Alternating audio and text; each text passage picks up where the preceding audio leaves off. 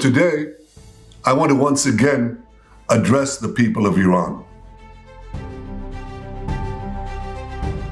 সম্প্রতি বিশ্বের সব দেশের সঙ্গে সম্পর্ক উন্নত করার জন্য নিজ প্রশাসনের প্রচেষ্টা তুলে ধরে ইরানের প্রেসিডেন্ট মাসুদ পেজেশকিয়ান বলেছেন, আঞ্চলিক এবং আন্তর্জাতিক পর্যায়ে ইরান এবং মার্কিন যুক্তরাষ্ট্রের মধ্যে মোকাবিলা হওয়া অনিবার্য। 12 নভেম্বর মঙ্গলবার তেহরানের সাবেক ইরানি পররাষ্ট্রমন্ত্রীদের একটি গ্রুপের সঙ্গে বৈঠককালে তিনি এসব কথা বলেন। খবরটি প্রকাশ করেছে তাসনিম নিউজ। পেজেশকিয়ান বলেন, তার প্রশাসন বন্ধুদের সঙ্গে সম্পর্কের প্রতি আস্থা রাখে এবং শত্রুদের প্রতি সহিষ্ণুতা প্রদর্শন করে।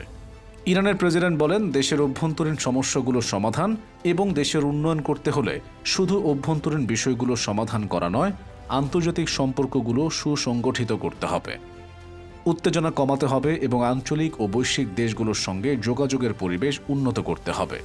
পাশাপাশি পেজেশকিয়ান বলেন, আমার বিশ্বাস এমনকি মার্কিন যুক্তরাষ্ট্রের ক্ষেত্রেও চাই বা না চাই আমাদের শেষমেশ ওই দেশের সঙ্গে আঞ্চলিক এবং আন্তর্জাতিক মঞ্চে মোকাবিলা করতে হবে। তাই আমাদের উচিত আমরা নিজেদেরই এই পরিস্থিতি পরিচালনা করি। তিনি আরও বলেন, তার প্রশাসন ইরানি প্রতিষ্ঠানের মূল কৌশল এবং দৃষ্টিভঙ্গি অনুসরণ করতে দৃঢ় প্রতিজ্ঞ। পেজেশকিয়ান জোর দিয়ে বলেন, তার প্রশাসন বিশ্বের সব দেশের সঙ্গে সম্পর্ক সম্প্রসারণের লক্ষ্যে কাজ করছে। এর মধ্যে ইউরোপীয় দেশগুলোর সঙ্গেও সম্পর্ক বৃদ্ধি অন্তর্ভুক্ত।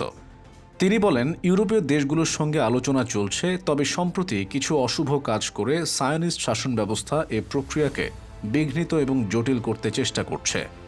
উল্লেখ্য যে গাজা যুদ্ধের ইস্যুকে কেন্দ্র করে মধ্যপ্রাচ্য জুড়ে এক প্রকাশ্য ছায়াযুদ্ধে নেমেছে ইরান এবং যুক্তরাষ্ট্র।